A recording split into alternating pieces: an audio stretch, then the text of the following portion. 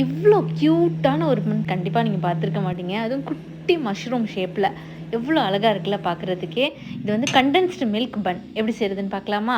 First ஒரு பவுல்ல condensed milk சேர்த்துட்டு, இது கூட வெதுவெதுப்பான பால் சேர்த்து 2யும் நல்லா மிக்ஸ் பண்ணிடுறேன். இப்போ இதில ஒரே ஒரு டீஸ்பூன் ஈஸ்ட் சேர்த்துட்டு, ஈஸ்ட் ஆக்டிவேட் ஆன பிறகு இது கூட மைதா, பட்டர், உப்பு இந்த 3யும் சேர்த்து நல்லா சாஃப்ட்டான மாவா பெசஞ்சு எடுத்துக்கலாம். கையாட்டியும் பெசஞ்சுக்கலாம். நான் ஸ்டாண்ட் மிக்சர்ல மீடியம் ஸ்பீட்ல 10 நிமிஷம் பெசஞ்சு எடுத்துக்கிட்டேன்.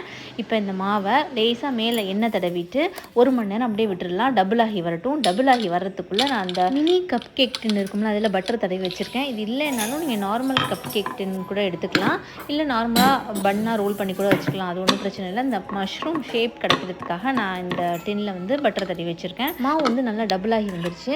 இப்போ சின்ன சின்ன பால்ஸாக எடுத்துக்கிறேன். அந்த கப் கேக் டின் வச்சுருக்கேன்னா அது உள்ளர போகணும். அந்த மாதிரி ஷேப்பில் சைஸ் பண்ணி எடுத்துக்கிட்டேன். இதே மாதிரி எல்லாத்தையும் ரெடி பண்ணி எடுத்துகிட்டு இதை மூடி வச்சு மறுபடியும் 1 மணி நேரம் விட போகிறேன். 1 மணி நேரத்துக்கு பிறகு இந்த மாதிரி டபுள் ஆகி வந்திருக்கும். பன் வந்து நல்லா கோல்டன் ப்ரௌனாக வரணும் அப்படின்னா மேலே பால் இல்லைனா முட்டை ப்ரஷ் பண்ணிக்கோங்க. நான் வந்து பால் தான் ப்ரஷ் பண்ணிவிட்டு 180 டிகிரி ப்ரீ ஹீட் பண்ண ஓவனில் 15 மினிட்ஸ் வச்சுருக்கேன்.